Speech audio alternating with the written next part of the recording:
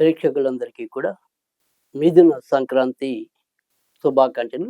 అదేంటి మిథున సంక్రాంతి అంటారా? మాకు మకర సంక్రాంతి తెలుసు. ఈ మిథున సంక్రాంతి ఏంటి అంటారా? అంటే చాలామందికి కొంతమందికి అవగాహన ఉండే ఉంటుంది. సూర్యుడు ప్రతి నెల కూడా ఒక్కొక్క రాశిలోకి మారినప్పుడు ఆయా సంక్రాంతులుగా మనం అభివర్ణించటం అనేది. అంటే మేషంలోకొస్తే మేష సంక్రాంతని, వృషభంలోకొస్తే వృషభ సంక్రాంతని ఆ రకంగా మనం మాట్లాడుకోవటం అనేది కూడా జరుగుతూ ఉంటుంది. నిర్వహించుకోవటం అనేది కూడా జరుగుతుంది. అయితే ఇక్కడ ఈ మిథున సంక్రాంతి అనే దానికి విశిష్టత ఏంటి? ఇప్పుడు మరి సూర్యుడు ప్రతి నెల ఒక్కొక్క రాశిలోకెళ్ళినప్పుడు మనం ఏ రకమైన పరిహారాలు పాటించవలసి ఉంటుంది? వాటికున్న నియమాలేమిటి అనేది కూడా స్పష్టంగా ఇటు నిర్ణయ సింధు, ధర్మ సింధు లాంటి ధార్మిక గ్రంథాలతో పాటు మరికొన్ని సూర్యారాధనకి సంబంధించిన గ్రంథాల్లో కూడా నొక్కి వక్కాణించడం అనేది కూడా జరిగింది. ఆ రకంగానే ఇప్పుడు ఏదైనప్పటికీ కూడా మనకి ఏదైతే సూర్యుడు మకర రాశిలోకి ప్రవేశిస్తాడో అంటే ఇంచుమించు జనవరిలో 14, 13 తారీఖుల్లో 15 మధ్యలో దాన్ని మనం ఉత్తరాయణ పుణ్యకాలం అంటున్నాం. అంటే సూర్యుడు గనక మకరంలోకి ప్రవేశిస్తే దాన్ని ఉత్తరాయణం అంటాం. తర్వాత మరి వచ్చేప్పటికి కర్కాటక రాశిలోకి ప్రవేశించినట్టయితే గనక దాన్ని మనం దక్షిణాయనం అంటాం. ఇలా ఒక్కొక్క రాశిలోకి ప్రవేశించినప్పుడు ఒక్కొక్క రకమైన ఫలితాలు రావటం అనేది కూడా ఉంటుంది. సరే ఇప్పుడు ప్రస్తుతానికైతే గనక మనకి ఇది మిథునంలో సూర్యుడు సంచరించడం అనేది ఉంటుంది.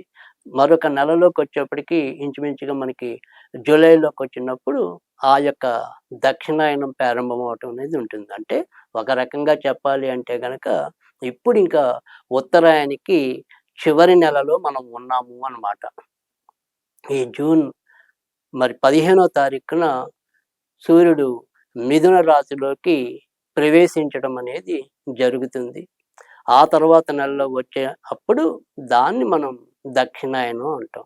కనుక ఇప్పుడు ప్రస్తుతానికైతే మనం ఉత్తరాయణం చివరి నెలలో ఉన్నాం. కనుక ఇక్కడ ఏదైనా సరే మనం పుణ్యాది కార్యక్రమాలు నిర్వహించుకోవడానికి ప్రస్తుతానికైతే ఇంకా అవకాశం లేదు. ఎందుకంటే ప్రస్తుతం అయితే గనక గురుమూఢం అనేది నడుస్తూ ఉంది. దాని తర్వాత మనకి ఎలాగో మరి ఆషాఢ మాసం ఉంటుంది. కనుక ఇంచుమించుగా ఇంక మనకి పెద్ద పెద్ద పుణ్య కార్యక్రమాలు చేయడానికి వీలైన గడియలైతే లేవు. సరే ఇప్పుడు ప్రస్తుతానికైతే గనక మరి ఈ మిథున రాశిలో సూర్యుడు గనక ప్రవేశిస్తే మనం ఏ రకమైన పుణ్యాది కార్యక్రమాలు నిర్వహించాలి?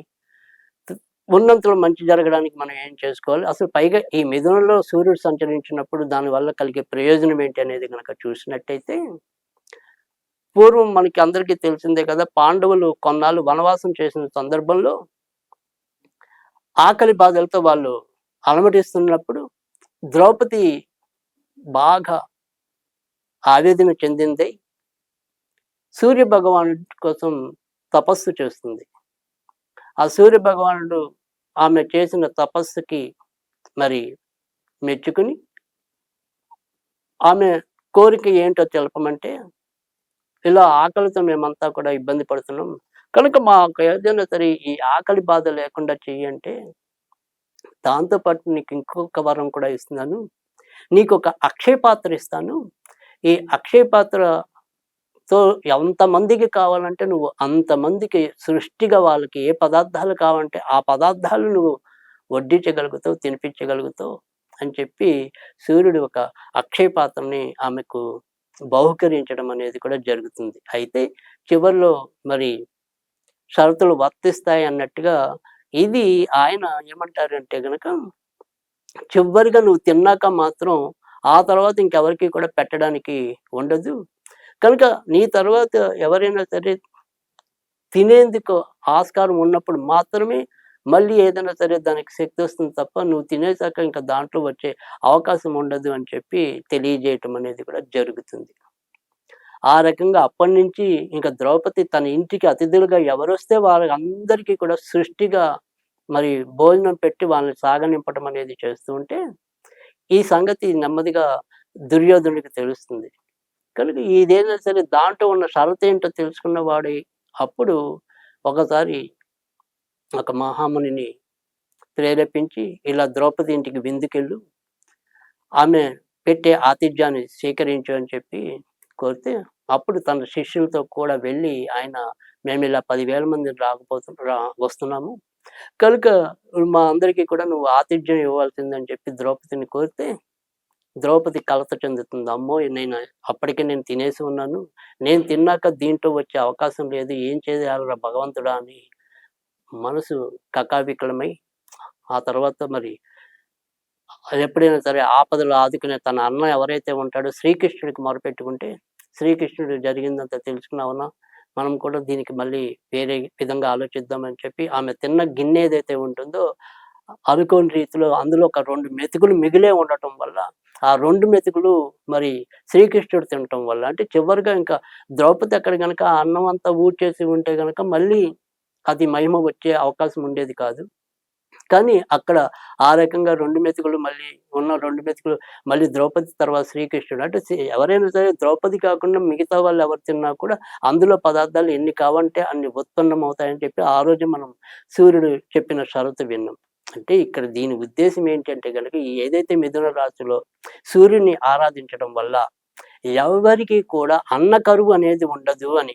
అంటే వారి వారి జీవితాల్లో ఆకలి లేమితో బాధపడే అవస్థ ఉండదు అని చెప్పి మనకి ఈ కథ ద్వారా తెలియజేయటం అనేది ఉంటుంది. ఏదైతే మిథునంలో సూర్యుడు సంచరించడం అనేది ఉందో దాన్ని మరి వరుణాదిత్యుడు అంటారు. వరుణుడు అంటే మనకి తెలుసు, సాధారణ రీతిలో అయితే వానలు కురిపించే దేవుడు వరుణుడైతే గనక ఇక్కడ నిత్యం అన్నపు రాసుల్ని కురిపించేవాడు సూర్యుడు, ఆయన వరుణాదిత్యుడు. ఏదైతే ద్రౌపది మరి తను ఈ రకమైన వరం పొందిన తర్వాత కాశీలో ఆమె పేరును కూడా ద్రౌపదాదిత్యవ అరుణుడు అని చెప్పి కూడా ఈ యొక్క సూర్యుడి యొక్క ప్రతిమ అంటే విగ్రహం అక్కడ కూడా ప్రతిష్ఠించడం అనేది కూడా జరిగింది. అలాగే ఇప్పుడు ఈ రోజు మనం చెప్పుకునేది ఏదైతే ఒక రెమెడీ ఉందో, ఈ రోజు ఎవరైనా సరే కుదిరిన వారు అంటే 15వ తారీఖు తెల్లవారుజామున సూర్యుడు మిథున రాశిలోకి ప్రవేశించడం జరుగుతుంది. కనుక సూర్యోదయం తర్వాత ఎవరైనా సరే మనకి తెలిసిన చోట వృద్ధాశ్రమాలు కావచ్చు, మరి లేదా ఇతర పేదవాళ్ళు కావచ్చు, ఈరోజు వాళ్ళకి మీరు మీ చేతనైనంతలో అన్న దానం చేసినట్టయితే లేదా బియ్యం దానం చేసినట్టయితే మీకు ఈ తరంలో గాని మీ తర్వాత తరాల్లో గాని అన్నలేమితో వాళ్ళు బాధపడరు అనేది శాస్త్రవచనం. కనుక ఈరోజు మీకు చేతనైనంత వరకు కూడా ఎక్కడో అక్కడ ఏదైనా సరే ఒక ధర్మశాలలో మీకు తెలిసిన చోట ఏదో ఒక చోట ఎంతో కొంత మీ శక్తి కొద్దీ ఇవాళ గనక అన్న దానము లేదా బియ్యం దానం చేసినట్టయితే చాలా చక్కటి మంచి ఫలితాలు వస్తాయి. ఆ రకంగా మీరందరూ కూడా చేయాలని నేను మనస్ఫూర్తిగా ఆకాంక్షిస్తున్నాను. అలాగే ఈరోజు మనం చదవాల్సింది ఏదైనా సరే ఉందా అంటే గనక ఓం అన్నదాత అరుణాదిత్యాయ నమః, ఓం అన్నదాత అరుణాదిత్యాయ నమః అనేది ఒక చక్కటి ఈ సందర్భంగా మిథున రాశిలో మనకి సూర్యుడు ఉన్నప్పుడు చదవవలసిన మంచి మంత్రం. ఇది ఈరోజు శక్తి కొలది చదువుకున్నట్టయితే గనక తప్పకుండా మంచి ఫలితాలు రావటం అనేదైతే ఉంటుంది. అంతేకాకుండా ఈరోజు ఏదైనా సరే మనం దీనికి ప్రత్యామ్నాయంగా ఏదైనా సరే ఒక స్విచ్ వర్డ్ అనేది ఉంటే గనక sunrise gives golden food, sunrise gives golden food. ఈ రకంగా మనకి బంగారు ఆహారం ఆయన ద్వారా లభిస్తుంది. ఏదైతే మనం చక్కటి వేళకి తిండి, వేళకి నిద్ర ఉంటే అంతకంటే మన జీవితాలకి ఆనందకరమైనది, సంతృప్తికరమైనది, శాంతికరమైనది మరొకటి ఉండదు. అలా ఎవరు కూడా మన ముందు జన్మలో కానీ, తర్వాత జన్మలో కానీ, ఇప్పుడు మన వాళ్ళు కానీ ఎవరు కూడా ఏ తరంలో కూడా ఈ అన్నలేమితో బాధపడకూడదనే ఒక సదుద్దేశంతో ఈరోజు మనం ఈ రకంగా మిథున సంక్రాంతి యొక్క విశిష్టతని తెలవటం అనేది జరిగింది. కనుక ఇందులో చెప్పినవన్నీ కూడా చాలా తేలికైన పరిహారాలు. మన వాళ్ళందరూ కూడా దీన్ని పాటించి మంచిని పొందుతారని మనస్ఫూర్తిగా ఆకాంక్షిస్తున్నాను.